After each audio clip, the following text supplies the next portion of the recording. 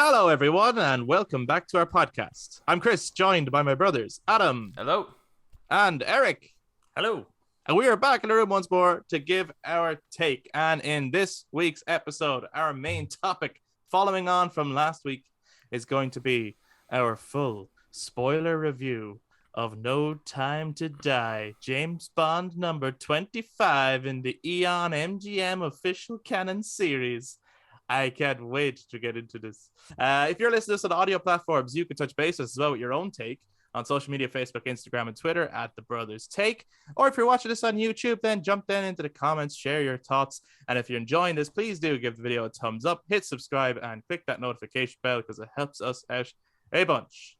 But without further ado, let's talk Bond. James Bond.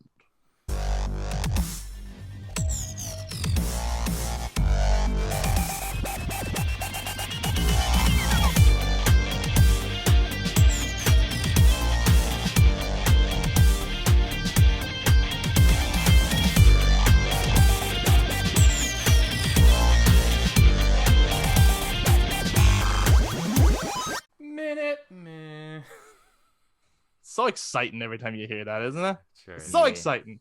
Yeah. It's the equivalent of the Star Wars, isn't it? The Yeah. There's two moments in cinema that do that to you, that make it that exciting. And it is the gun barrel sequence from any Bond intro and the Star Wars title sequence. They, every single time, whether the film is going to be good or not, they will excite you for even just that moment. Unless you hate both.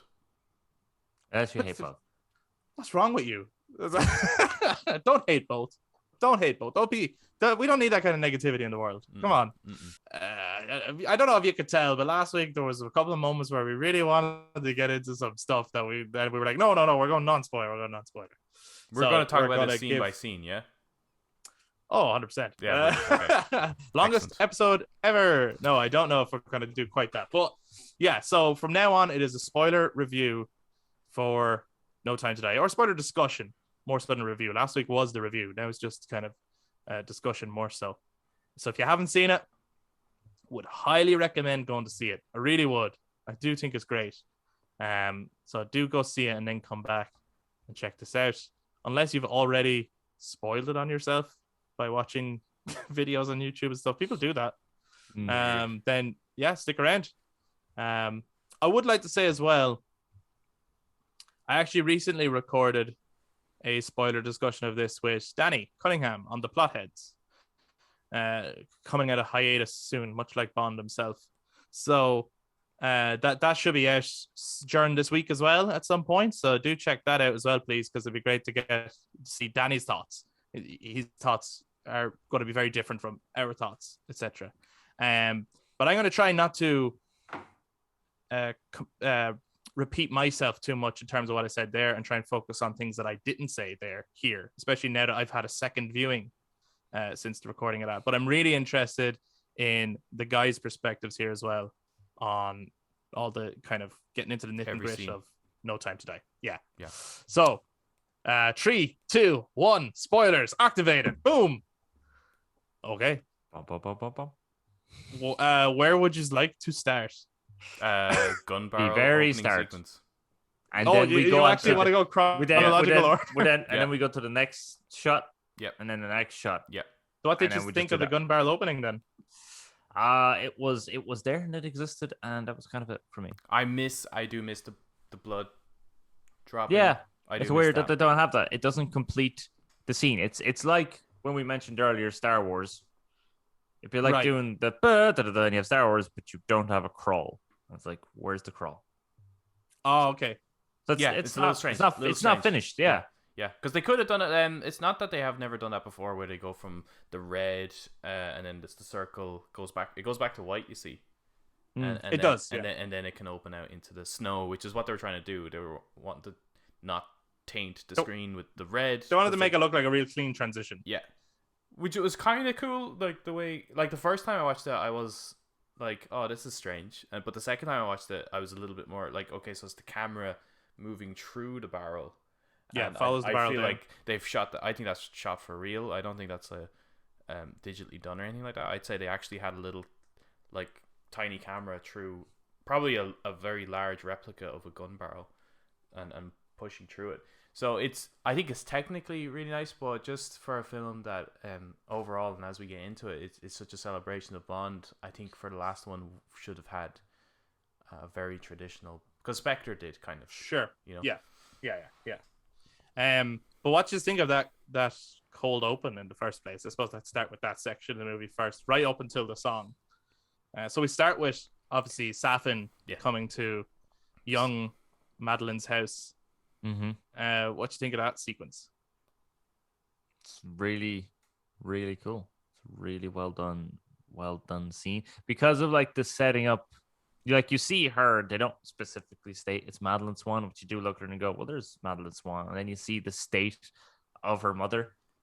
And again, like you're piecing kind of her life that she had to grow up way too fast for a child to look after a depressed woman who's depressed because she obviously knows what her husband does. Yeah. And stuff like taking on that toll and everything, and how it kind of, for me, reinforces the point of how these characters, these people can't have normal lives. Why they can't? Because they can't balance it and stuff. And then the kind of horror, how Home Alone would actually be, you know? Sure. That's right, that's what it then It'd becomes. Be fucking scary. Yeah, terrifying. The kind of jump scare of him just there at the window and everything, wearing this weird kabuki mask or whatever you call it. Yeah, the home invasion. It's really, I really love this scene. Not only because there's a few reasons I like it. Firstly, I do think it's fucking awesome to see a young Madeline Swan, who's I think stronger in this movie than she was in Spectre. Oh yeah, definitely. But she's playing with her toys and she's pretending to counsel them. Yeah. It says an awful lot about her character, and like she's using words that maybe at that age, she's only 10 or something at that point. It's like that she even understand the context of those words yet, and then she's getting her mother her medicine and all this stuff. And you're right, Eric, she had to grow up way too fast. And then the character of Safin, I remember his first line of dialogue is weird to me. It doesn't work for me. The delivery of it comes across really weird. But his overall presence and the music and everything. What's his first line? I think it's just like you just hear him walking and go, "Hello, your husband killed my family. I am Safin." And it's like it's so, I don't know. It's like he just says the lines, and maybe in reality that's how it would go, but this is a movie and there's no sense of drama in his first line. That's all. Sure. But I love the fact that it's shot like a horror movie in a Bond movie. Like I mean, this is it's a great introduction to this director's approach to this film, because this film is definitely shot very differently to other Bond movies, but like just down to the way, he's coming up towards the door, and the door has kind of got the way the window is on the door, it's like it slightly distorts his face a little bit, and as he gets closer and closer, it's like he's coming into view, and it's just like the idea of like it's kind of like the reverse of where it will go. It's like, he's a single character, but he ends up having an organization essentially that there's like loads of them, and that's kind of reflected in the title song sequence too, where it's all the different masks and things like that, where he's like everywhere. But it's kind of a little bit like at the beginning of Skyfall. Skyfall opens with Bond at the end of the hallway, and he walks closer and closer to the camera, and this and it's a great it's reflected shot here actually. as well. Yeah, but it's a really cool opening. I do find it's a little strange, but I don't know any other way they could have done it, that this film actually has two openings. Yeah, I get you. But I do think they handled it very well, actually. In that, it's probably the longest opening to a Bond film, is it? It is. It's officially the longest opening. Yeah. I think the next longest opening is Die Another Day. Oh yeah, which had a very long opening as well. Long too. Yeah. Which is actually, there's a funny thing about Die Another Day. Very briefly, that's a good opening. What? I think that's a good opening. That's probably the best part of the movie.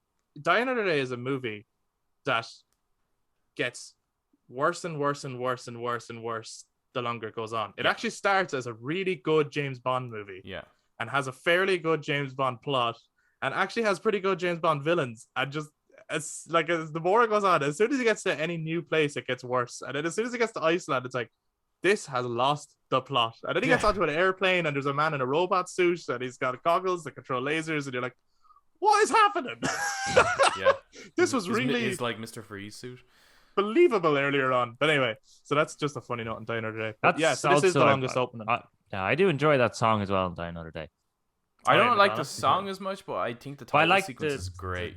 Yeah, but I like the kind of the strings. The rat-a-tat sound with the scorpion tails. Yeah. Oh yeah. Like it's like tap dancing, isn't it? Yeah. And then the fact that it is the opening sequence is him getting tortured. Yeah. No, it's a good good opening opening sequence. Story, yeah. What do you think about then after the Safin sequence? Well, obviously we get kind of the rest of the opening, which is Bond and Madeline's relationship with each other.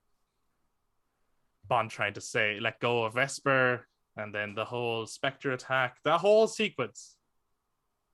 It's really good. I like it's the only real bit of action from the trailer that I remember because I didn't watch the latest trailers or anything like that. I just watched the first trailer. No, it was most of the trailer was just that sequence, isn't it? Pretty much just that sequence.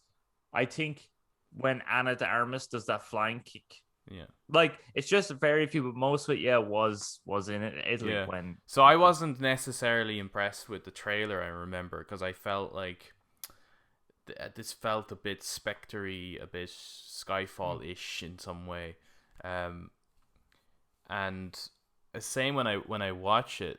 It's a great opening. It's a great sequence, but I'm not wowed necessarily by like the stunts or anything like that, and. For good reason, really. I think you don't want to blow your load in the opening. You kind of just want it to be good enough to keep you hooked and get you into it. So it did enough, really, and establishes the henchman essentially for the rest of the movie. He's hilarious. Which I think is a good.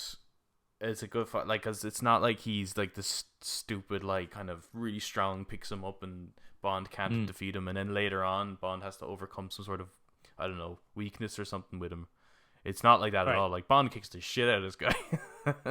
He fucks him up. Yeah. He's actually this henchman is a bit of a little shit, like, He's yeah. And it's probably one of the coolest DB5 sequences. Yeah, it's really cool. Helped hugely as well, the whole thing by Hans Zimmer's music, which is just definitely fucking incredible the whole way through. I think there was 3 moments in the kind of intro before the song, like 3 big boxes that got ticked for me that was like, I love this. And then I was like already in a good mood for the rest of the movie. Yeah. So one of them was the very opening, like a horror movie, because I was like, that's different and bold. And it reminded me of like when Bond gets daring and bold, they usually stand out. Live and Let Die is a big example of like them doing weird shit that's not normally in the kind of Bond formula, but it stands out then. The second thing was when I heard All the Time in the World incorporated into the score as they were driving on and I was like, oh my God, Hans, what are you? Yeah, I was like, what are you doing? What the fuck are you doing? That sounds just like that. And then the third thing was when Bond got to Vesper's grave and they play Vesper's theme and he says, I miss you. Yeah. It got me. I was like, what the fuck? Why is this so emotional? As this shouldn't. Bond is like, he's just charming and suave and cool and angry and moves on. And I thought it was handled so well when he said that line. He delivered it in such a sincere way that I was hooked into the adventure. And then of course, Spectre. Yep, shit attack, happens, and it's fucking awesome. Yeah, and it comes at such a good point too, right? Because it's like it's all kind of lovey-dovey and shit like that, and that's fine, and it's good. It's good character development. It's good, like, establishing their relationship, because I didn't believe they had a relationship in Spectre. I really didn't. Like that opening few minutes establishes their relationship better than the entirety of Spectre does. Yeah, in my eyes, anyway. I kept trying to catch what she writes in French before she burns it. Oh, I don't know. Does it say I'm pregnant? No, I can't. No, I don't think so. I think I can't speak French. I normally let the funky music do the talking, but I think it says Masked Man. I think it is like because it looked like Home, didn't it? Home is Man. Is that right? Oh, yeah, and then yeah. and then it had like Masque or something like that. Oh, right, okay. So I think it says Masked Man. Because I actually thought the second time I was trying to catch it, and I was like, "Is she writing I'm pregnant on it?" Because she knows at that point, right? No, I know, but I think that would have been too much of a giveaway. Like, I know if you spoke French, that's why I was saying is like that would have been so fucking like. But I did notice like in the first time I watched it, right? So in that sequence, obviously they're getting away from Spectre, and Bond is like feels like he's been betrayed by yet another woman, so he's pissed, and he throws her on a train and says "fuck off," essentially. Yeah. But before they get to that point where like they're in the car and then she says, "I have something to tell you," and he's like, "I bet you do," right? So the first time I watched it, I was like, "It's the Masked Man."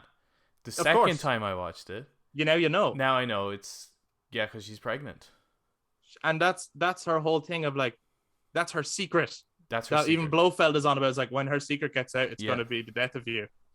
Yes, and everyone thinks it's like, oh, she's a spy or something. It's that she's pregnant, and I think that's Bond's daughter. Why this movie, I love it so much. Well, we were full spoilers by the way, motherfuckers. But that's why ultimately I think I that's why I love this movie. Like as we get into it, I have issues with it. But, but I don't care for them because there's so much rewatch value. Casino had rewatch value to the like because you had to, because if you understood Casino in your first watch, congratulations. But it's not this one even is still not as straightforward as the other three within the Craig saga. So yeah, you can pick up on these little bits, and there's lovely nuances throughout the film as well. That like getting them on the second time is just nice to see.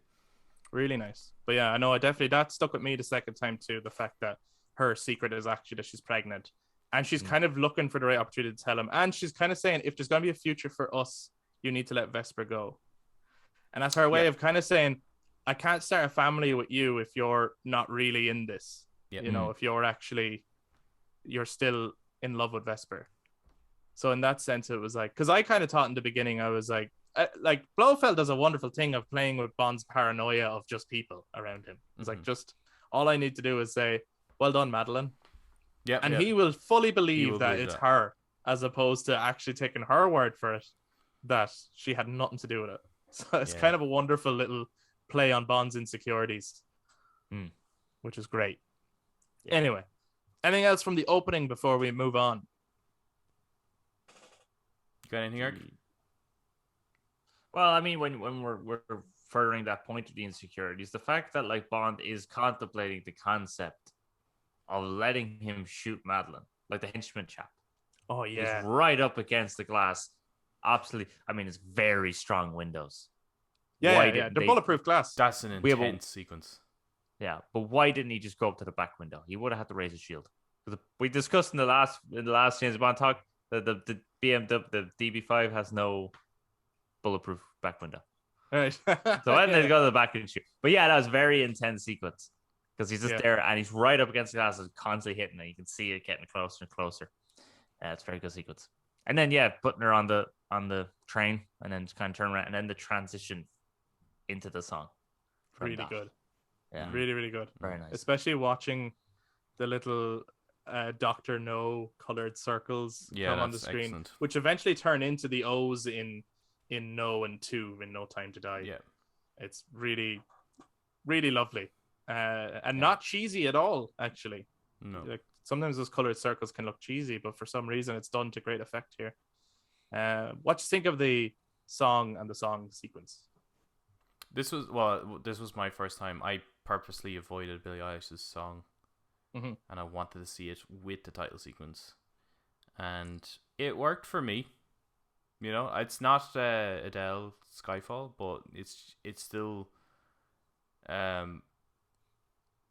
Maybe I would have preferred something a little bit more powerful for the last Craig movie, but it still worked, you know. And I just love it's so sad. I just find it really satisfying when they say the title in the song. Like how are they going to bring this Incorporate it. in. You know what I mean? Because some of them are like Moonraker, for example. How the fuck are you gonna sing about that? You know, like That's why for like a lot of the other Roger Moore era songs, they just gave up on trying to say the name.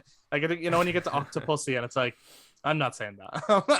No. I'm just gonna Yeah, write yeah. a different song. Yeah. Like that. So it's just it's satisfying when, and I think the lyrics, the way they land on it, like I think it's really really well written. I just would have preferred more oomph from the music, I think. I get you. Mm. It's more of an emotional song, isn't it, than it is A powerful anything song. else. Like it's quite sad. Yeah. Yeah, which is a pity because it's quite similar to Writings on the Wall by Right. Sam Smith, A little bit, yeah. only better. No, It is a better It is song, a I better think. song, yeah. It is a So better like song. it's a pity though that you're going from emotional kind of sad solemn to emotional sad solemn. There's no Yeah. like kind of break between the two because I get you, yeah. Skyfall is quite an oomph powerful song. You know, there's the lows and then there's the raising up in tempos. Quantum's is kind of somewhat similar to Casinos and the electric guitar and the kind of more rocky style to it, but none of them will beat the intro, the Casino Royale's song. Oh, just the Their setup gun to barrel it. sequence. Their gun gun barrel barrel sequence is sequence too that then goes into the song. Yeah, no, nothing's ever going to beat that. What's the best song of the Craig era? Skyfall. Yeah, definitely. Eric? I don't know. I was going to say Casino just because it's just like, yeah, I'm so fucking in the mood. Yeah. Yeah. And I also dunno. the title sequence I find for Casino Royale is much more fitting with the actual plot of the movie. Yeah, I get you. Sure. It's nice Right, because stylized. it's because of the silhouettes kind of match that poker style, and it's all set on the Yeah. and the fact that well, you know, they have like the fighting and stuff, but that kind of matches how brutal James Bond is in this version. That he's going to solve everything with his fists rather than everything It's else. a bit like But, MGS3's little kind of opening thing, isn't it? The snake yeah. doing Yeah, CQC. big time. Mhm, Yeah. big time. I think Skyfall is probably the better Bond song. Yeah. And then, but you know, my name is definitely a close second.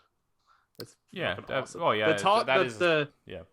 Chris Cornell doing a Bond song is just like Yeah. how did they even get past that? Because like often the case is that the producers like a certain type of song and a certain type of artist doing these songs. So the fact that they got away with Martin Campbell in there, or it's not Martin Campbell, sorry, he's the director. The Chris Cornell in there is fucking awesome. Okay, so then moving on from the song, we get, I suppose, the kind of MacGuffin of the movie, because you get a sequence where the villains break in and they steal Heracles. So we might as well talk about Heracles in general, because it is the mission of the movie, so to speak. Even though it's not really the story of the movie, No. which a lot of people say this movie. I've seen a lot of criticisms where they're like, it has a bad story, and I don't think it has a bad story. No, it doesn't but have a bad story. it could have a bad mission. Yeah. If you really feel strongly that way. Yeah. But what do you think of the whole Heracles idea? I don't know why it's called Heracles. It doesn't match what it does. A power that- isn't that supposed to I be imagined like a powerful agent that can do tasks that a real agent can't. Is that not the idea? yeah, that was M's idea. I think Yeah. M named it as like the hero. Yeah. It's supposed to be the hero of the story. But obviously it gets abused by both Spectre and Safin. This, I mean, it's been kind of done before in previous Bonds, the idea of using some sort of virus. Yes. It's not the best I've seen. Like, it's a bit kind of Mission Impossible 2 as well. Mm-hmm. Whereas I think the virus in that is a lot more terrifying. Yes. It's a scarier virus. Like it's fine. I don't quite understand why they just like how they came to writing that particular plot, and that would be my issue with the film, is that it's the villain and what he plans to do and his way of doing it. It's like it's not great. And I would love to know how and why they came to that point, because everything else is done so masterfully. Everything else. Yeah. So it's fine. It's like it feels like something that would happen in a Brosnan Bond. A little bit, yeah. Yeah. I was so worried when I heard any mention of nanobots. Yeah. Right? I think of things like fucking G.I. Joe or Spy Kids or bullshit like this, where I'm like, oh man, I hate this. Or fucking wasn't that the plot of like an Agent Cody Banks or something like that? These nanobots that would attack and eat things or something. I don't know. Chris, What? Metal Gear Solid is all about nanobots. No, but what I'm saying is, I was thinking about the way nanobots are, and actually, I'm glad you brought up Metal Gear Solid, because that is essentially that's what won me over. Yeah. Yeah. I was worried that it was going to be those kind of. Is it in a G.I. Joe where they start eating the fucking Eiffel Tower or something? Yeah, that's the first one. Yeah. That's bullshit, stupid nanobots. That's shit. And I was worried when they mentioned nanobots that we were going to get some bullshit like that versus what it actually is, which is Fox Die from Metal Gear Solid. So if anyone's played Metal Gear Solid, that's how the virus works. And it's designed to pass safely until it reaches its designated target and then kills them. Yeah. And I was like, I can actually, as wild as this is, I can get on board with it. I can actually go with this. I can allow it to happen. But I agree that it is a terrible shame that with everything else that's done so strongly in the movie, that by the end of it, we have no motivation for the villain who is about to unleash this upon the world in some altered way that's actually going to affect thousands, if not millions. I wish his plot was just as simple as what it is in Mission Impossible 2, which is, I have this deadly virus. I will unleash it wherever I want, and it will kill whoever I want by program. Give me money. If you give me money, I'll give you the cure. Like that kind of concept. Okay. Yeah. It's just literally, I have this. I have a, this is my bargaining tool. You can't stop me. I've actually already unleashed it, and I can press a button, and loads of people will die. Give me money, or like, and I'll then give you the cure for it. But if there was no cure, there's no invention for the cure, so therefore he's just actually robbing people. I would have liked. I mean, that would have worked as well. It's money is always a very quick and easy motivation for a villain, and it's the entire James Bond franchise was built on villains who have this dastardly plot because they're actually going to hold a government to ransom. Yeah, but I maybe it would have been overdone, or maybe people are like, oh, I've seen this before. But honestly, with the way Safin had been written, I do think it would have worked to go down that Inferno or Thanos road of he's trying to reduce the population. Yeah, but either way, like, they're both very valid, insane people plots. Sure. Like people holding a country or whatnot for ransom has happened in our world, and people wanting to take out the weak. I'm doing quotation marks there for those who are not watching YouTube, right? That having that crazy idea is also something that's happened in our history as well. So they're not exactly beyond. Yeah. I have a couple of ideas of how I would have handled like what he would do and how they should have ended the film, but I'm gonna kind of hold on to that till we get to that point.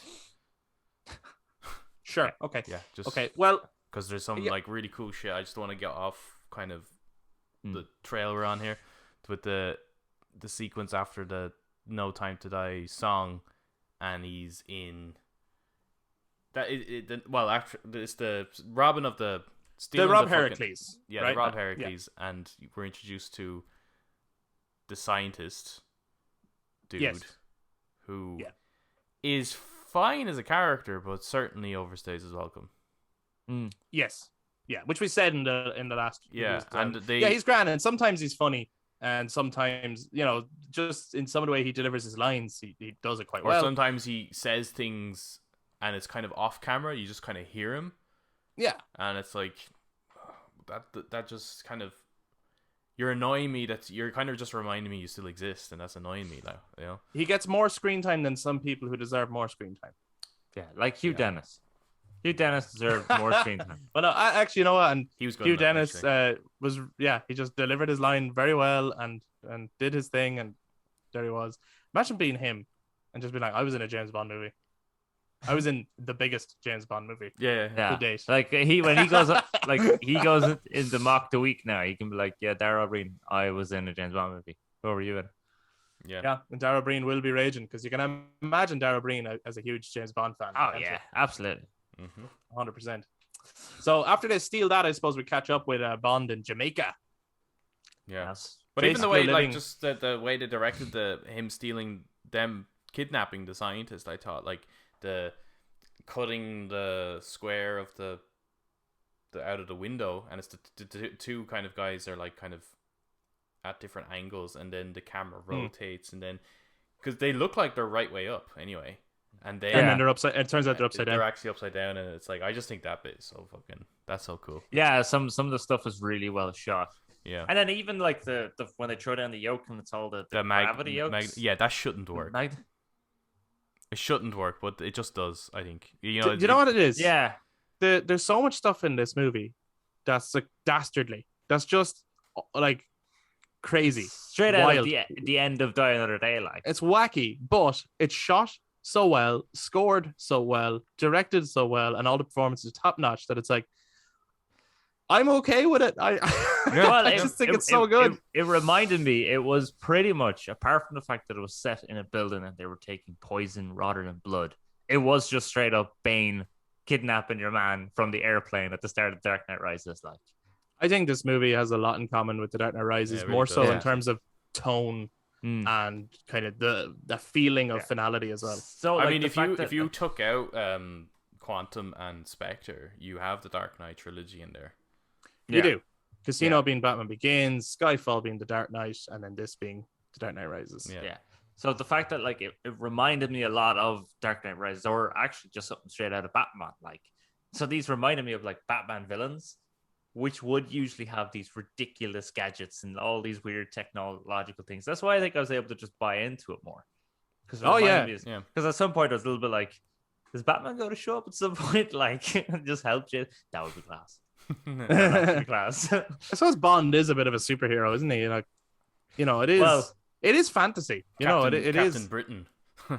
Yeah, man. Yeah, Commander Britain. He's the commander. Yeah, he says it himself. Okay. In fact, he says it in Jamaica. In Jamaica. Meets Naomi. What did we think of her? Naomi, no mates.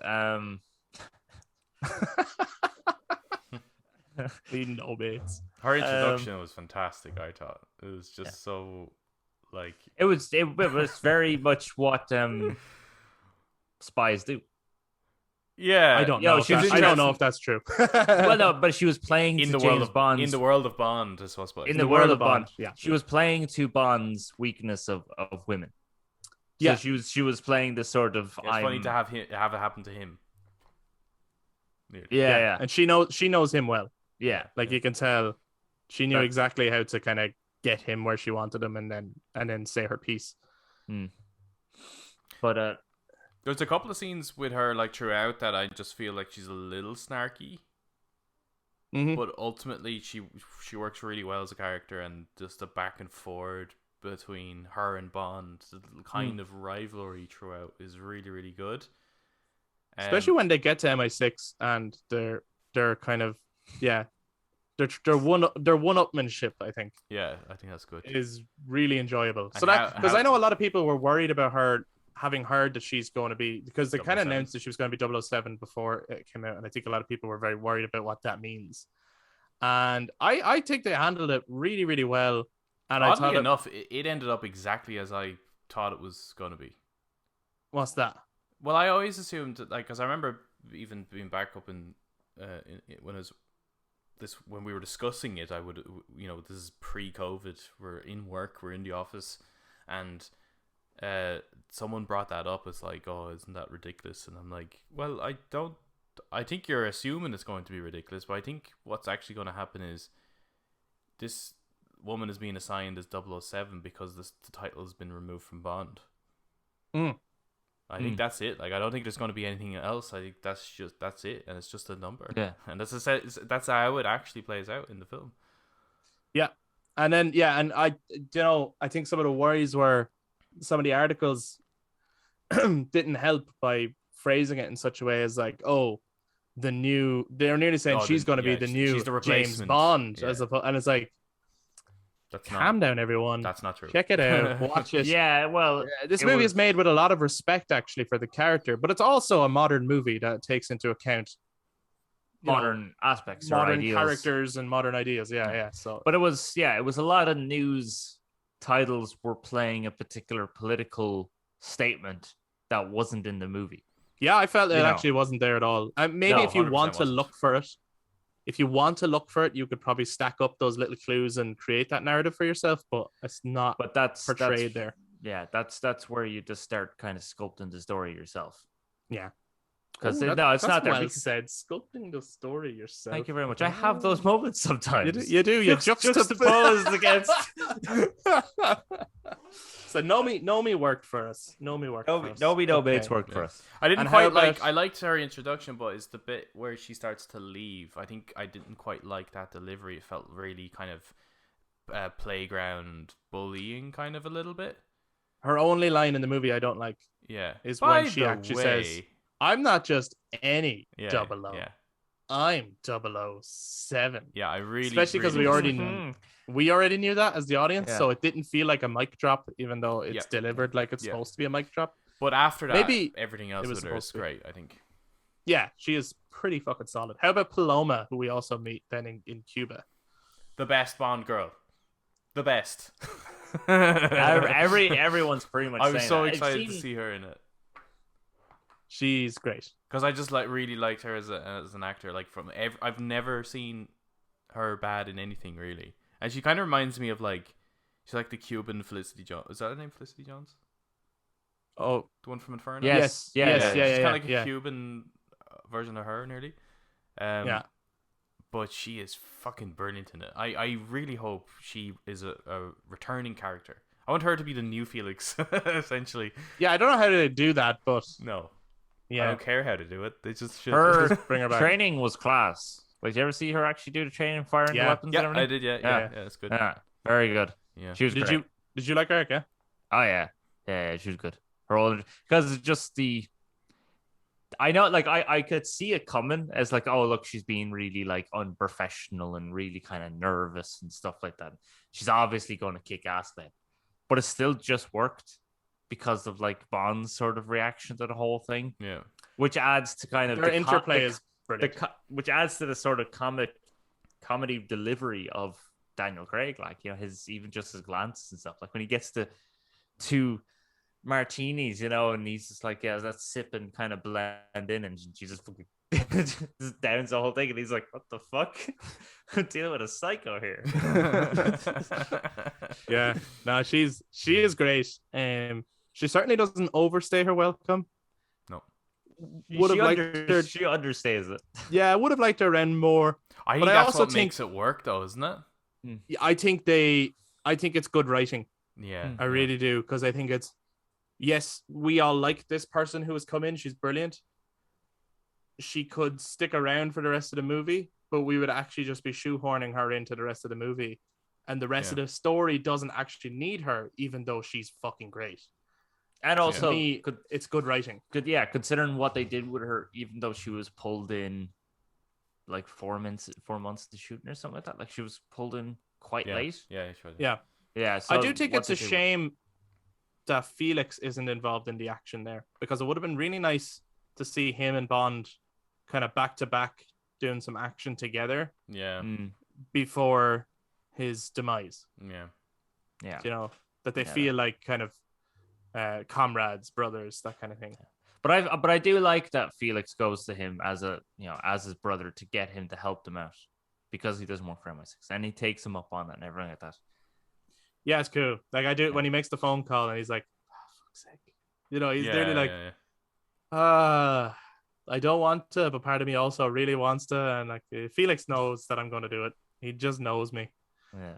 Enough that by mentioning Spectre, that's enough to get me in. Or his fucking Felix's partners. Who brought the Book of Mormon? Oh yeah, Logan Ash. That's great. Logan Ash. Little, yeah.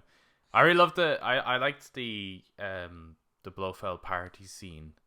In many ways, it's a lot like the Skyfall casino scene where you had both Moneypenny and Bond just walking and talking.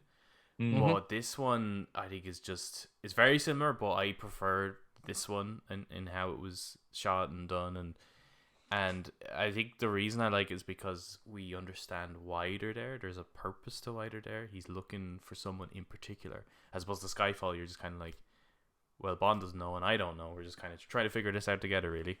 Yeah. And then the way it ends with him center and everyone surrounding him, it's so well choreographed. Done. Yeah.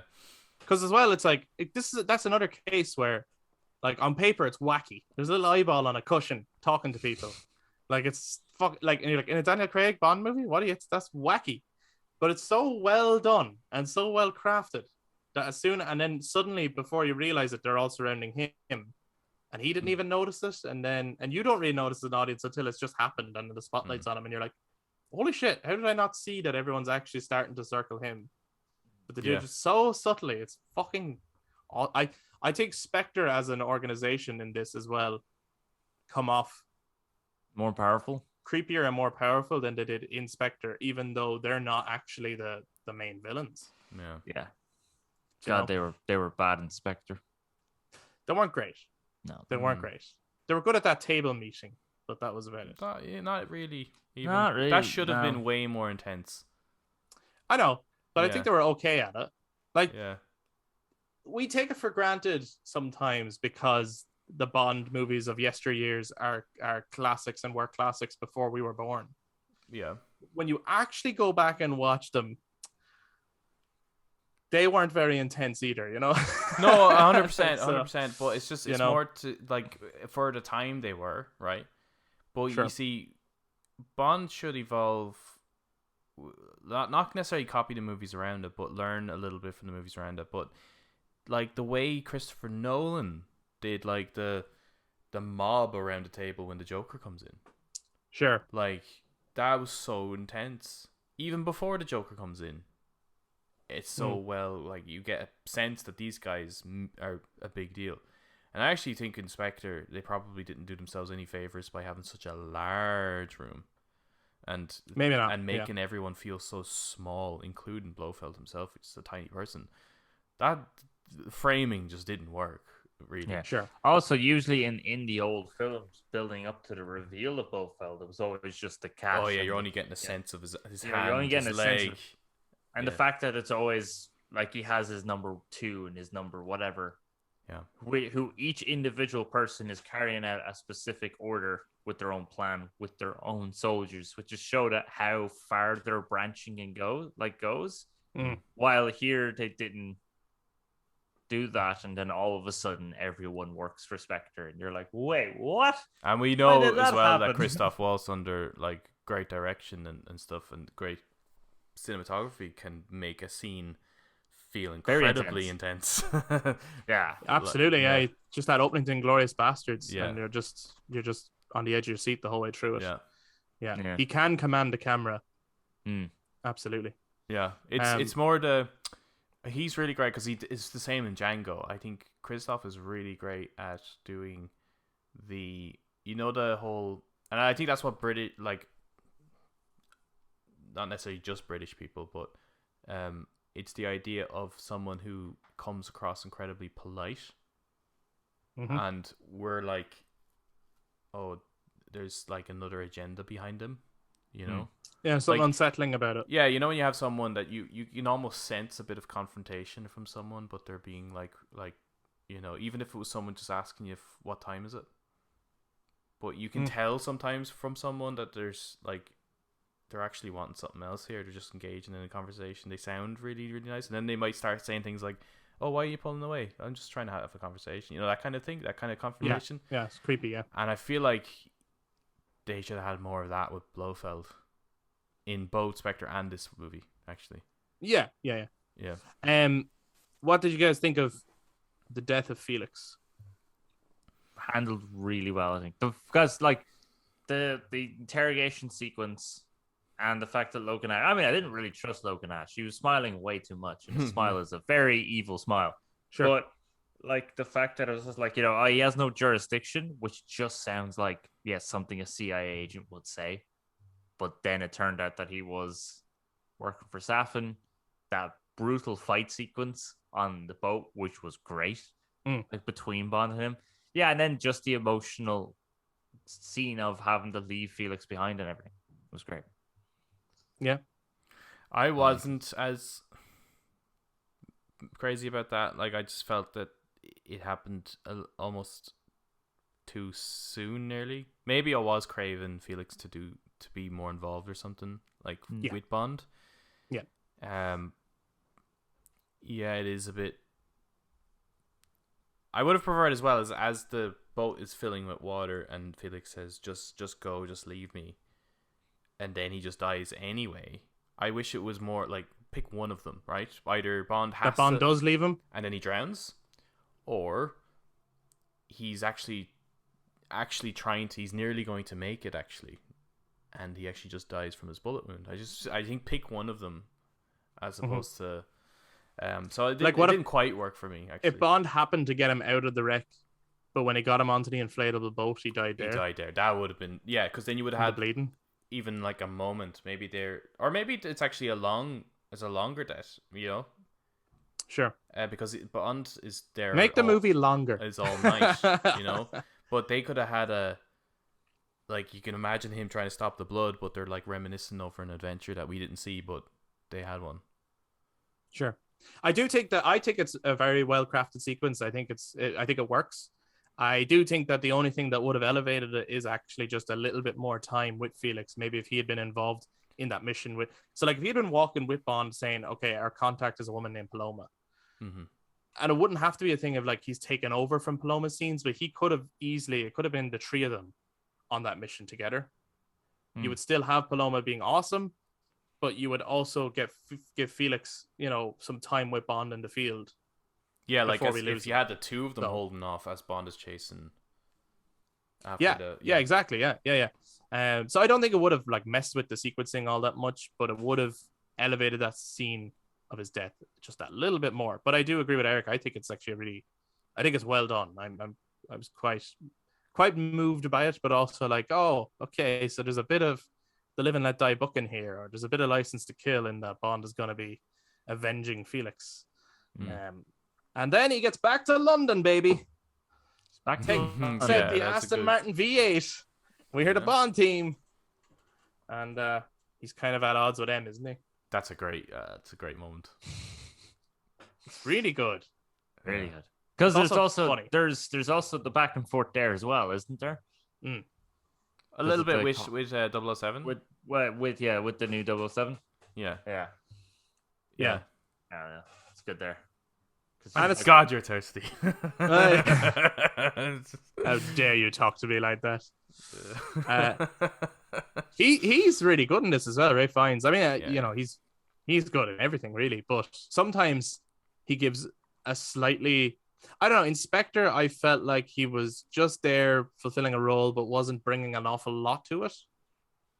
And I do feel like he shines a little bit more in this one as M. I'm a little confused by M as a character in these ones, because in the first appearance of him in Skyfall, he's like kind of saying to Judi Dench's M that there's kind of no need for us, really, because we're fighting in the shadows, and it's like we don't even know, like, or whatever, right? And it's M during the kind of hearing convinces him otherwise that this is wins important. Wins him over. Yeah. And then in Inspector, he says to C, he's very against the idea of like this, of getting rid of the 00 series, because he's carrying on the legacy of his predecessor. And he says, have you ever actually had to see a man face to face and make that decision, and kind of justifying the importance of a 00?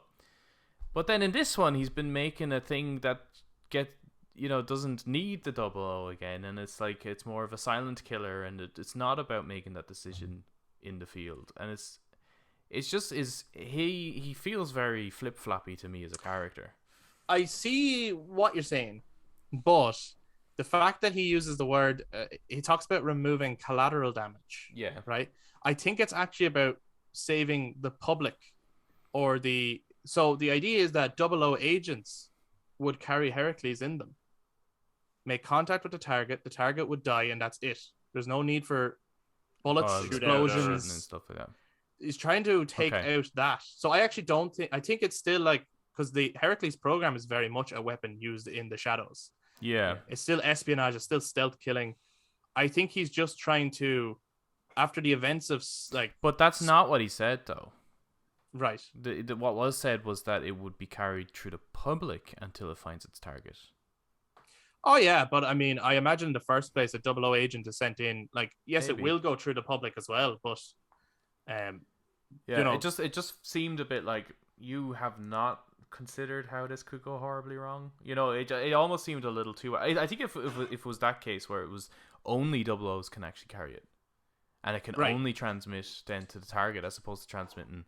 And then the villains just altered it. I think that would have been like, okay, I can see how you thought that would have been an okay idea. Yeah. But it does get a bit... I think this is where the sort of plot of the mission gets a bit sort of weird. Like, because not only does the villain not have a reason for what he's doing, it wasn't really expanded upon as to why there's a reason to make it. Like, if Heracles. it was, if he had stated that Spectre is everywhere, right? And we don't know who they are. Therefore, that could sort of hint towards a paranoia in him. That's why he made Heracles. He doesn't know who the fuck Spectre is, but he knows they're everywhere. If I make a weapon that can target them specifically, then now we know who they are. I get what you're saying, but he can't target them specifically if he doesn't know who they are. Yeah. Right, but that could be that. But James Bond could point that out, like point out that because you're not right. So he's like, you don't think straight when you're paranoid, like. But I do think, but I do think maybe it didn't come across, but I do think that's what they were going for in this plot. I think Mallory is paranoid in this movie. Yeah, I think Heracles came out of a sense of paranoia about the world, because he does talk about, again, he brings up that line.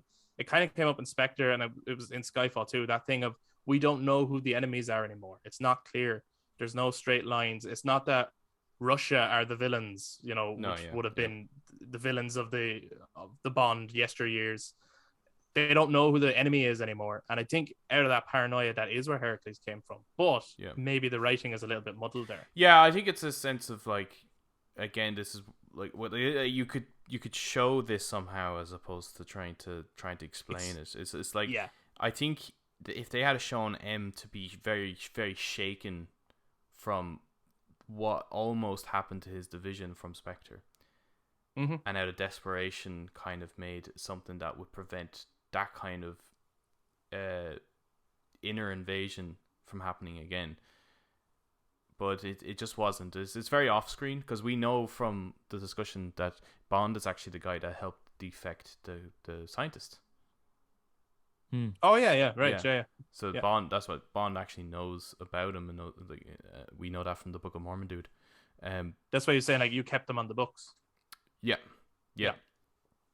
So maybe that's why he's thirsty. Something happened there, which also could have been a really cool opening sequence, but it doesn't really matter. But either way, I think everyone else, I think, is, well, apart from, I suppose, Safin's plan, but we're very clear about what everyone else is trying to do. But with M's, it almost feels a bit like this almost sounds like a villain's plan that you just put in motion. Well, at one point I was thinking, are they going down the road of Mallory being a villain? Because they don't have to stick to the guns of, he's not a traditional M. We met him before he became M. He has, you learn in Skyfall, he actually has a background in, he fought in Northern Ireland against the IRA and everything. I think he was held captive for a while. He could be scarred by those experiences.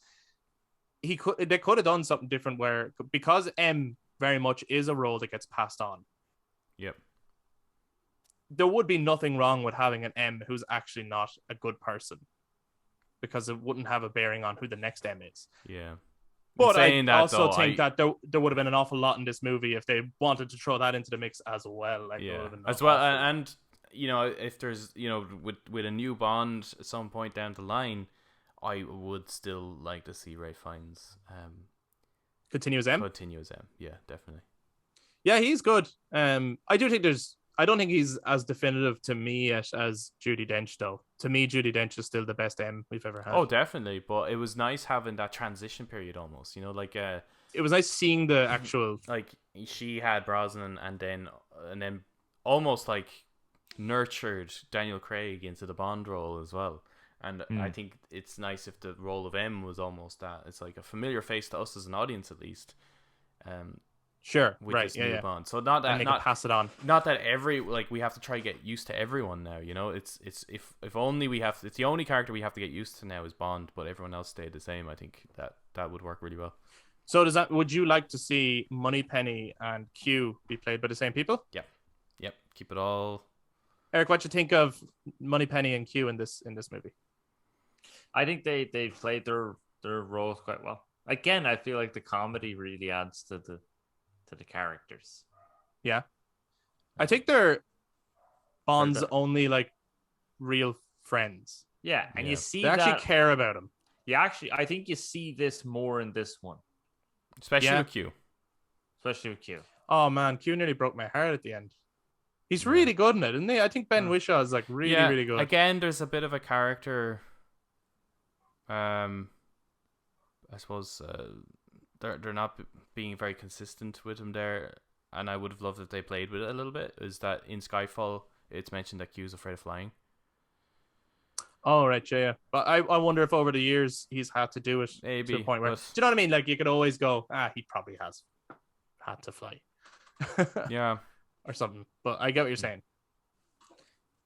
It's It certainly didn't ruin it for me. No, it didn't ruin it for me, but it's just like these are kind of important little character traits. Like, I mean, if unlike the other Bond movies, these are the only ones that continue and try to stay consistent. Sure. And there's just little kind of inconsistencies with some of the characters because they're very consistent with like Bond and Madeline.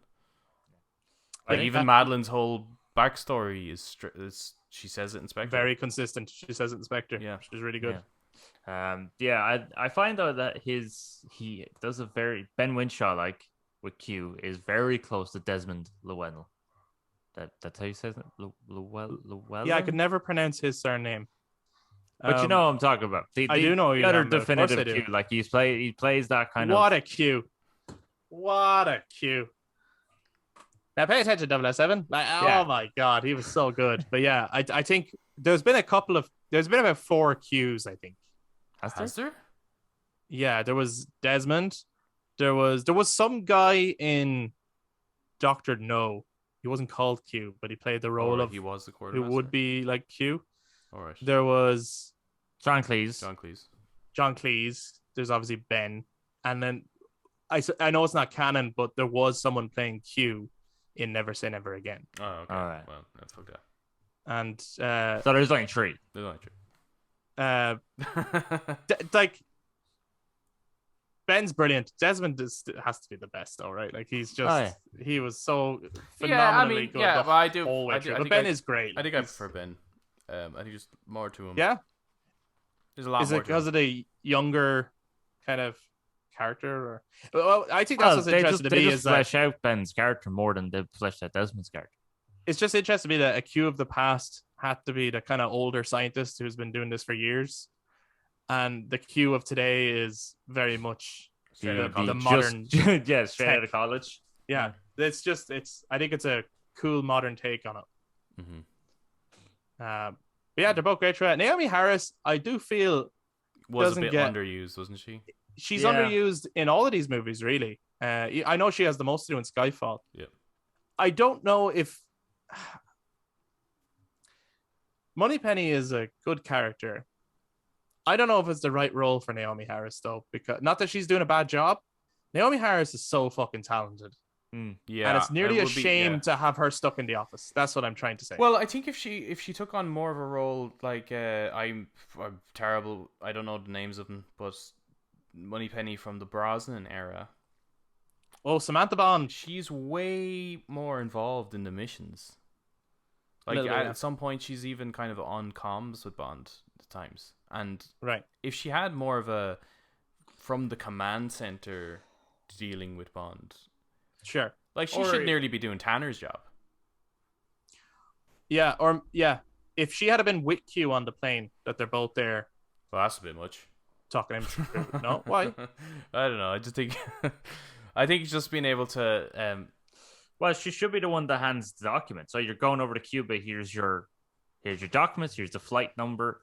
Like, Yeah, but he well, I wasn't. know, but he she wasn't with said MI6 then. she though. was wanting to get away from the field anyway. Again, I think that would be just against her character. She's trying to get away from the field. yeah, but I'm making a suggestion of how she's in it more, which is that she's preparing all that because she's a secretary. She became a secretary. Yeah, but I think that's so, the issue, isn't it? That's all she's kind of been stuck to. Whereas Right, but the Samantha if Bond Penny, I think, is way more involved. Yes, but I'm the mission. creating ideas how she'd be more involved. Yeah, but Rather I think that's just- all that needs to be done. Is She's on at comms. base is to be I think more Eric involved. said the same thing you said. All he said was handing over documents. On the plane.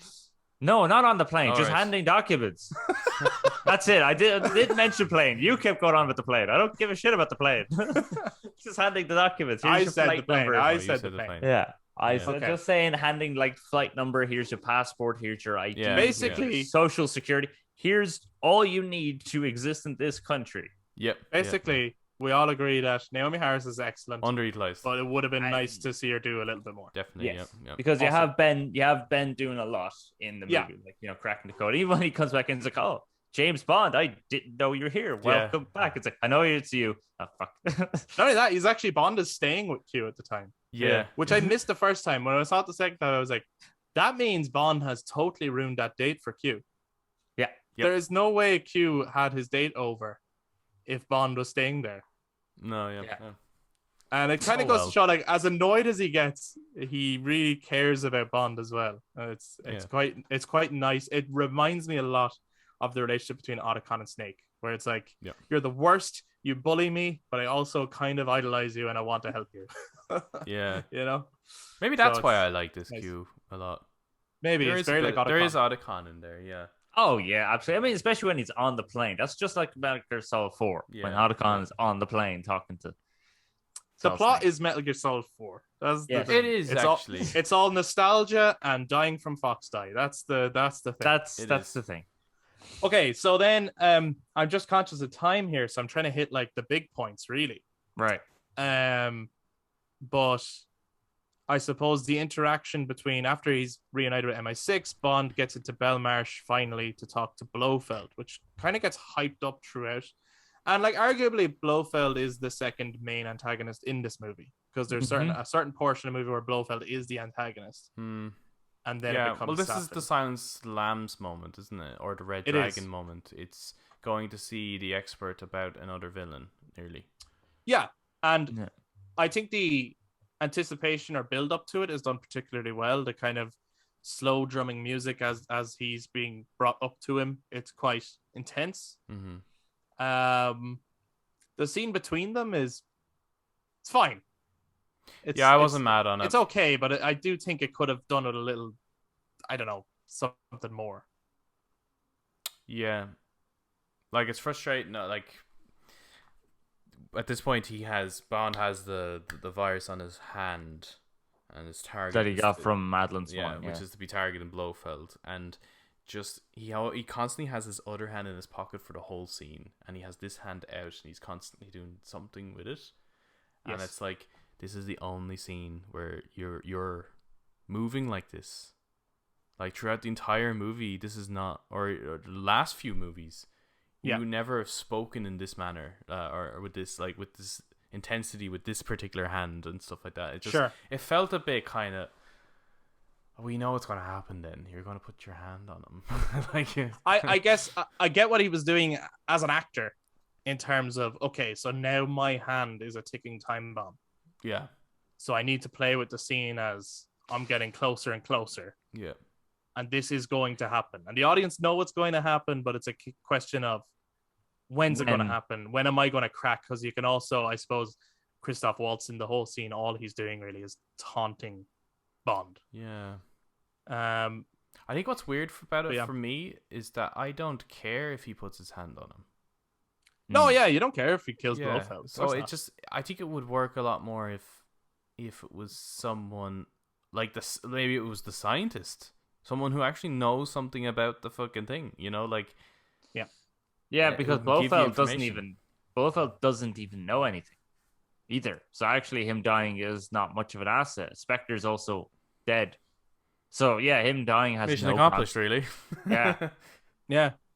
I do. Just- My biggest gripe with that whole sequence, though, actually, is that we don't get to watch Blofeld kind of succumb to it and succumb to his death.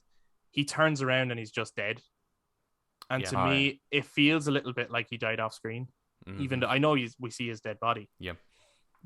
I would have liked to have seen Bond actually watch Blofeld die, because we've seen with some of the other people, it does take like a few moments for it to actually, take over them. Yeah. And for Blofeld to feel like he had it all and then to suddenly be succumbing to this thing, I think it would have been a nice moment to actually watch him die. It's a real pity, the utilization of the character, because I know there's another villain in the film, but that villain could have been just a pawn, and that Blofeld is the guy, and perhaps there could have been an awesome Breakout scene or something. like Hannibal Joker, Moriarty kind of style. How does he get out? And that he does become the final conflict.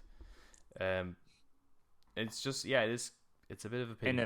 in a scene that doesn't involve really, really bad brain surgery. That doesn't work. Yeah, Brain surgery. Yeah, Inspector, he tries to cut open his brain so that he forgets people's No, he just faces. drills into his face. Well, either way, he fucking Oh, yeah. fails. Yeah, so that's a weird torture scene. Yeah. And then, bizarre. and then, typical. I'll let the woman look at him and be close enough for them to solve a problem or solve how to get out. Then they get out. Then he shoots one pipe, and the whole base is built on top of a giant fucking I don't know, sticks of dynamite or something. The whole thing just goes up from one shot. Dude, it's a video game. He hit the red barrel. Everything's fine. Yep. No, he didn't. He hit a great pipe. You see, Oh. now if you hit a red barrel, that would make sense.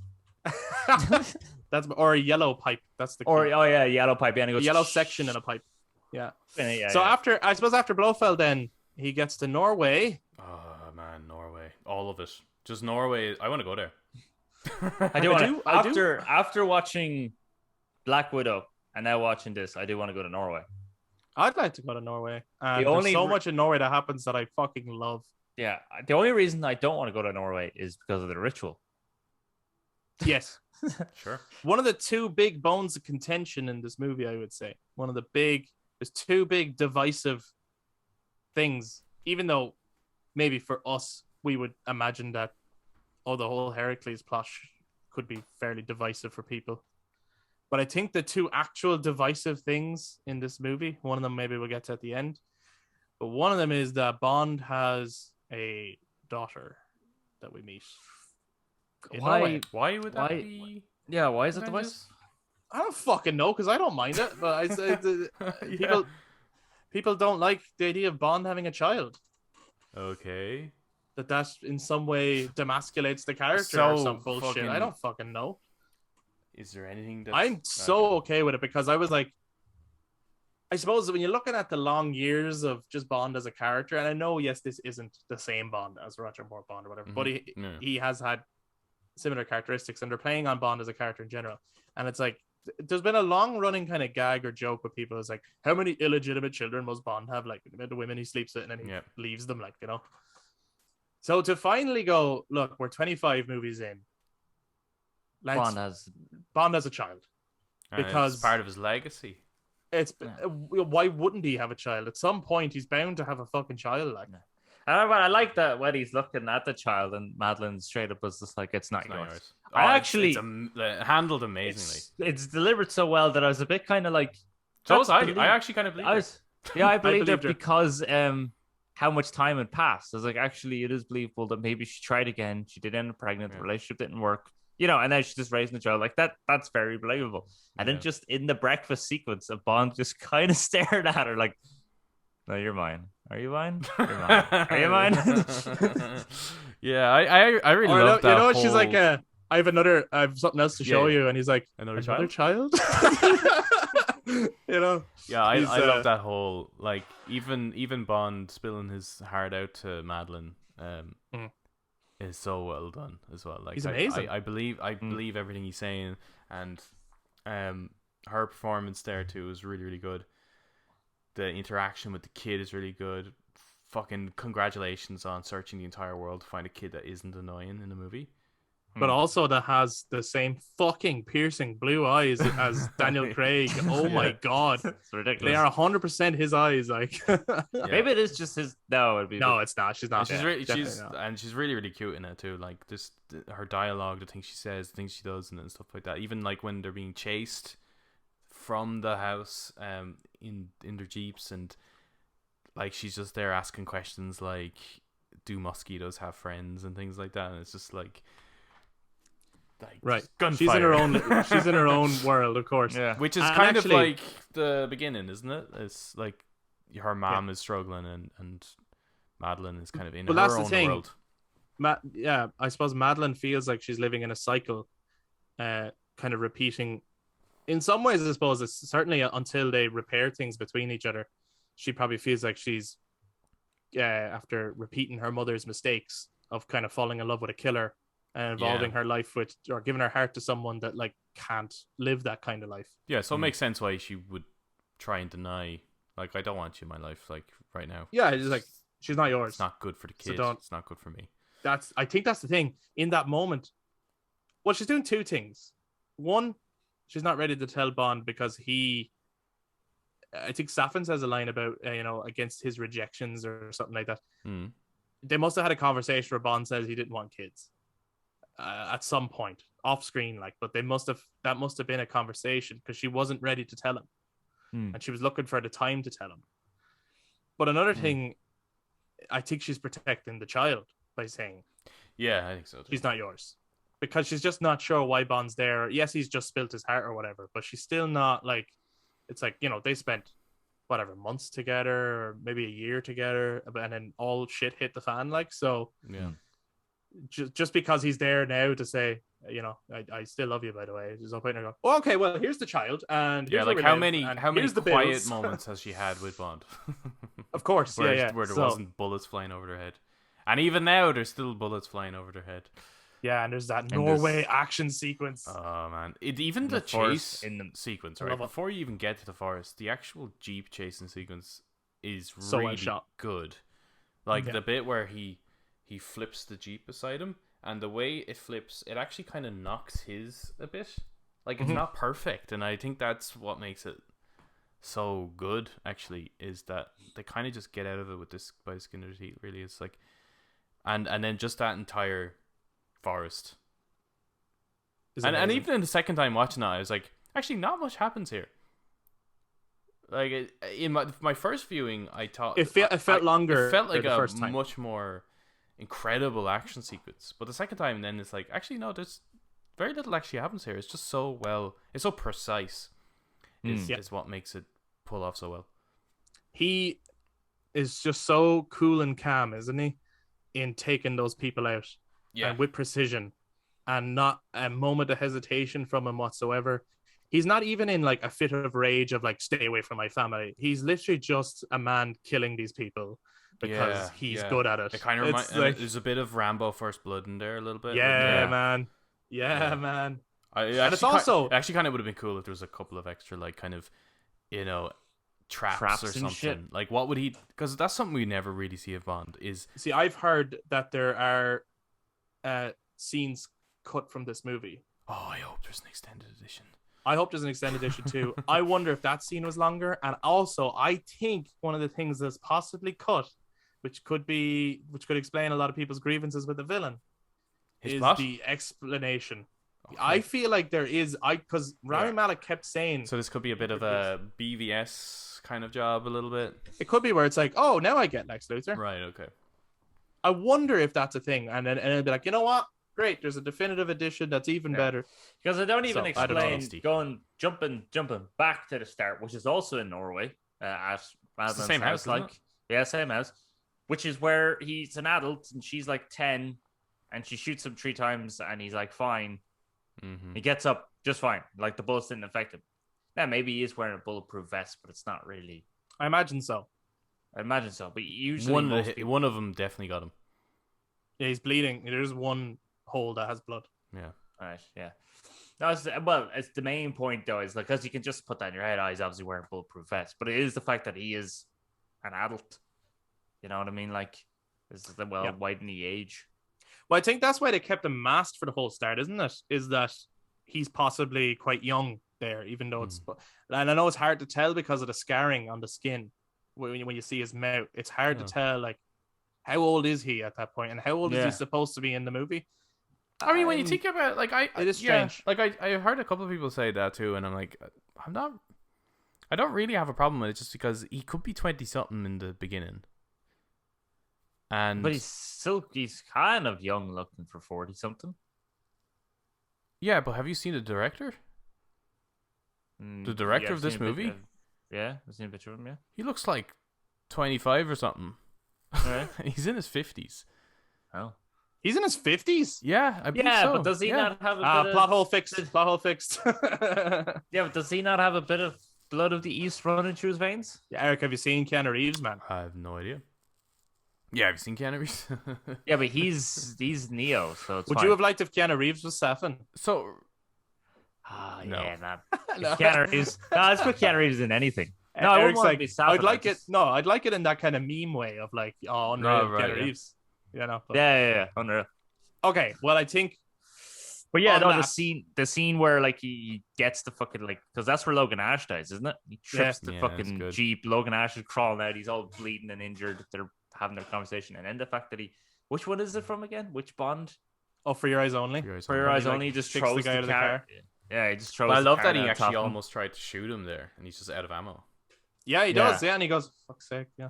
But he doesn't even think about it that much, like, you know. No. It's same with, like, because we are talking full spoilers, and not to jump too far ahead, but when he kills Safin, oh, great! I love it. Brilliant. Yeah. He doesn't even look at him; just riddles off the bullets and throws the gun down because he's like, "Fuck you, man." Yeah. That's all he's kind of thinking at that moment. Is like, fuck you. But he has no real, like, it's not like I need to look you in the eyes and watch you die. He doesn't even care. Yeah, Bond is not like, killing is his job, but he's not necessarily, he doesn't get satisfaction out of killing people. He gets satisfaction out of the thrill of the mission and completing the mission. Yeah. But killing people is only part of the job. It's like, there's no glory in it, really.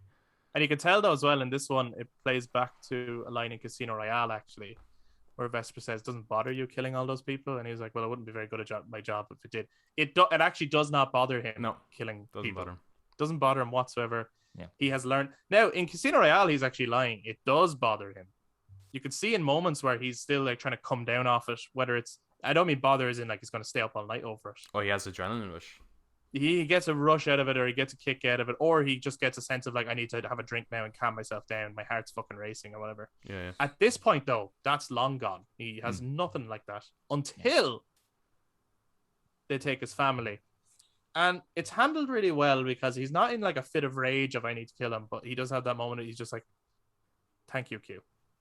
And he's real sincere and walking onto the plane and stuff. And everyone's like, "Oh, fuck. Bond. Okay." Yeah. He's like, "I have no time for jokes. I'm really fixated on getting this done, but I'm also incredibly like worried about." Yeah. So I suppose that takes us to the end sequence. Adam, you said you were holding off on something about Safin. Yeah, well, just his overall plot. So he's got his island. Every Bond villain needs an island. And it's very oriental looking. It's like, where the fuck did that come out of? Now, I know his mask at the beginning is kind of Japanese or whatever, but and he's kind of wearing a kimono. And is it just because of the location of the island that it's off, kind of in near Japan, isn't it? Is where the island? Yeah, it's in disputed waters between Japan and Russia. But I just would have preferred some sort of actual connection as to, like, why is there an obsession over Japanese culture? And going back to a Spectre villain of past, Dr. No had an obsession, a little bit of Japanese culture. Was it Japanese or just... I think it was Japanese. No, I believe, if I am correct, and Dr. No is one of the ones I've seen the least. But if I remember correctly, Dr. No is half Chinese and half German. So he has a Chinese background. That's why they have the dragon tank. It's like a Chinese dragon. That's kind of the idea. But they could have done something similar here with like partially Oriental, partially. I don't really know where Safin is supposed to be from. No, is it? But it kind of sounds maybe not German, but Germanic at least, doesn't it? Like European, maybe. Yeah. It definitely sounds Eastern European. I would say. Kind of on the. If it was in Germany, it'd be the eastern side of Germany. Yeah. Or even Austrian or something. But like just tying, like if some of the things that I would have liked. So we don't know why he wants to unleash this thing across the world. Apart from his reasoning is that he thinks people want to experience hell, essentially, and that they want to be told what to do in the moment. We know through a pandemic that's not true, but but there is a philosophical thing around that where it's like the whole, life is kind of getting easy a little bit. We don't really have to watch our back anymore. We're not really being hunted by predators. We have roofs over our heads, as a civilization. And therefore things like depression is on the rise because life is almost too easy, right? That's a philosophical idea. Not that there's truth to it. It's just an idea. Yeah. So there's a little bit of that in there, but it's not like it doesn't hit home, I think. Right. But I would have loved if it was like he saw himself as maybe he thought Blofeld, maybe he was a member of Spectre, and that he thought Blofeld failed, right? That he wanted to do work greater than Blofeld himself. Right. And that if he felt like Spectre became Blofeld's personal little vendetta against Bond, and he was like, but that's not what Spectre's about. That's not what Spectre should be about. Yeah. Right. And so he's reaching higher. Yeah, and he could be the new Dr. No, or he could, and an idea I had was that he wants to claim the title of Blofeld himself, and he wants to do something so vile that he will be remembered as the true Blofeld, the true leader of Spectre. And that would kind of explain why Blofeld's face would change, because it's a different character. Much like M being a mantle that passes on, that maybe Blofeld becomes a Spectre mantle passed on. Yeah. So that's the idea kind of one where it's like just, that's a ridiculous Bond villain, but with a crazy internal kind of motive. The other idea I had was if he actually had the virus in him, and that he actually loved someone. Maybe it's Madeline, actually. But he can't be with her because he has the virus in him. So he's holding the world hostage, and that there is, or at least in his eyes, a potential for a cure. And that MI6 have it. And it would be him, this selfish act of wanting to love this woman who doesn't love him, but he feels like they have a connection because he saved her as a child, and that he's holding the world at stake here, and because he can't have it, neither can Bond. That one is kind of seems less plausible than the other one, but I would prefer it. Yeah, because I think it would get to the emotional heart of what the overall vibe of the movie is, and just I do like villains who have such a personal vex that they end up taking it out on like the whole world. Like I love, for anyone who watches like the CW shows in Arrow, in season 2 they had Slade Wilson, Deathstroke, and his whole thing was that he wanted Oliver Queen to suffer because Oliver Queen broke his heart once, right? Not in a romantic way. It's like the woman he loved died and he blamed Oliver for it. Okay. But his way of doing it was, he's like, Oliver Queen loves Star City, so I'm going to torture Star City to torture him. Yeah. And I actually love villains like that, where it's like, it's such a personal motive. It's such a thing of like, I hurt so bad that I want you to feel what I feel, that they don't care how many other people they hurt in the process. And I think that always makes for a very good villain, and certainly one where it's like, I understand the motive, but I don't understand them. I can't see how someone would do this. It's such a horrible it's thing. so beyond, like, they're just pure insanity. Yeah, Like, and it's evil. It's like pure evil, because like I don't care who I hurt so long as I feel better. I think he should have been kicked out of art school, and that's why he wants to do it. Wow. Genocide. Straight up. Because that's the key to all genocide, being kicked out of art school. It is. That is it. But he did have art, actually. He was putting up art in the place. So that's true. But I think that was all of his old family stuff.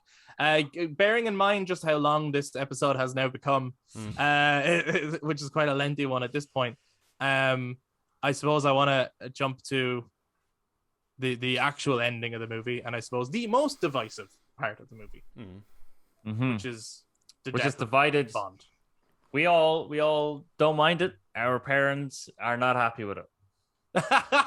Yeah, our family is torn. Yeah, it's funny because like a lot of people obviously don't like it, and that's fine. They don't have to. There's no criteria to like it, and a lot of people are okay with it. Yeah. But how do you feel generally about the death of Bond? It's not how I would have ended it, because it didn't actually do anything for me. It didn't feel earned a little bit. It's probably because I don't quite understand why he had to die. It just kind of, things happened that kind of forced him to have to just give up and die. And it's like, well, if you had gone about this mission a little bit differently, none of this would have happened and you would have been fine. So it's almost like it was written purposely into that direction, as opposed to, we have no choice, but this is how it has to end.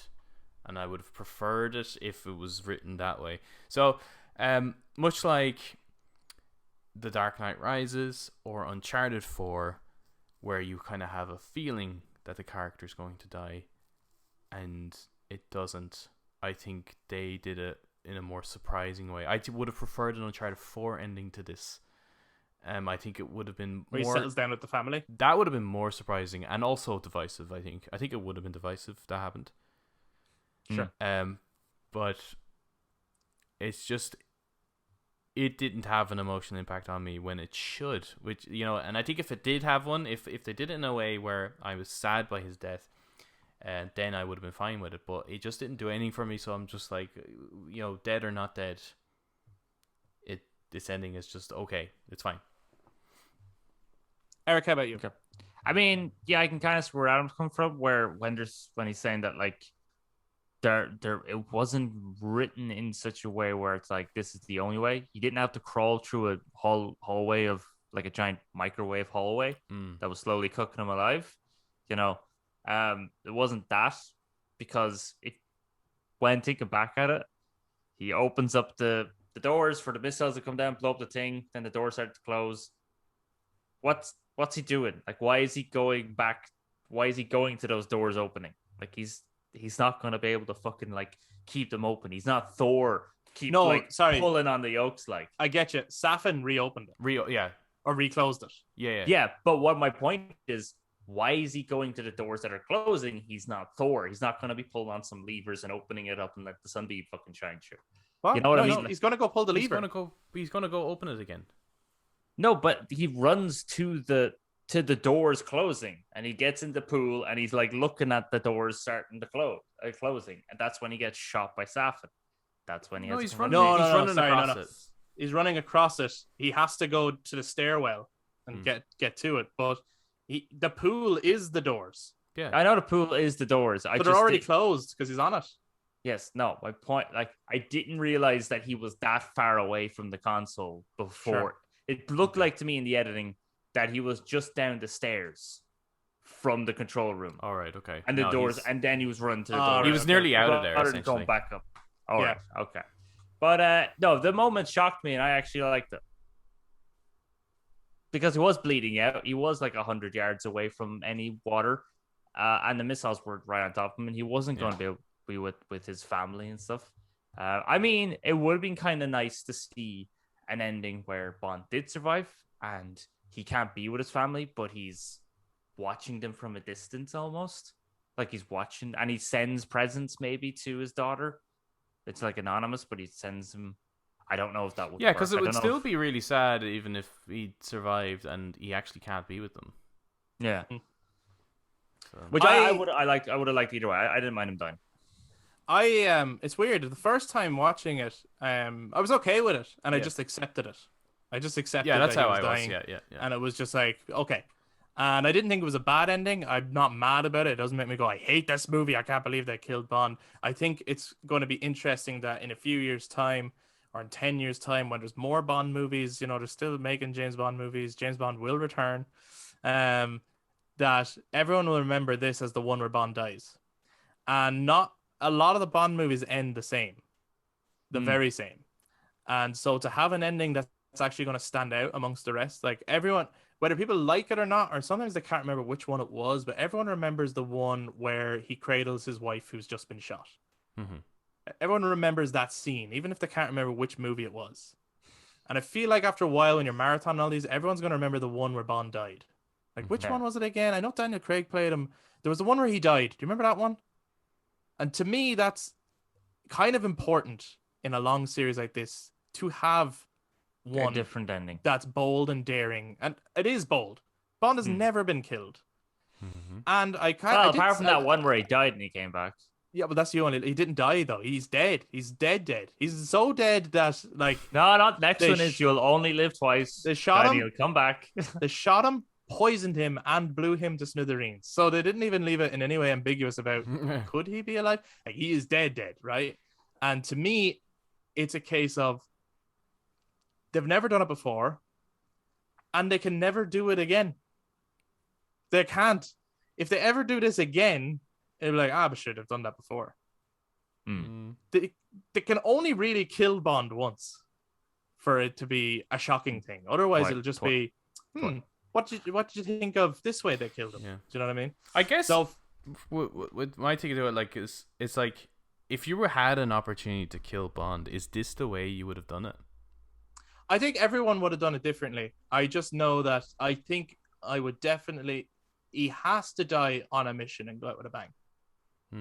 He does not make it to old age. That's just. Oh not God, Bond. no! He doesn't make the old age. It's just like I think probably the finest death in all of Bond is actually the death of M in Skyfall, where she did actually go out fighting. Now she's a bit old, but she did go out fighting, and I think having something like that. Well, I suppose he couldn't be cradled with Madeline because of the virus and that. But it's just I think now I think the film is so massively constructed. I can only imagine what this director would do with a story that had zero holes in it or zero kind of, or at least was made more sense as a plot. But how he actually pulled all this together, this shouldn't work. I remember coming out of this film going, I should hate this. I should really hate this, because this is like, it has nearly what I would have with problems with films and stuff like that, like things not making sense or whatever. But everything else around it, so I think it's the best directed Bond movie ever. I really do. I think he is the best director of a Bond film, which is saying a fucking lot, because GoldenEye and Casino Royale are just wonderful movies. And not that this is a better film than them, but I just think what this guy does with the material he's given, the pacing of scenes, the action, I think it's the best action in any Bond film, because the action has such an emotional drive to it. It's not just things happen. It's not like just fists flying and bullets flying or whatever. It's like you're in it. You're really rooting for them when they're fighting. And the score This is unbelievable. Yeah. And the score, that's the thing, because I did say the first time I just accepted it. The second time, I teared up. Yeah, way better. I don't know why, but the music really got me swelled. Oh my God. And actually, Craig's acting. Yeah. his acceptance of his fate without him getting overly emotional, overly dramatic. Oh, you know, just as he's climbing the ladder and trying is like, listen, Madeline, yeah, I'm not gonna make it. And it's just he does it so well, and like you can kind of tell he's nearly going to cry at like he nearly had everything, and then suddenly it was ripped from him. I think that's why it works for me. It's not necessarily how he dies; it's just the fact that Bond nearly had a family.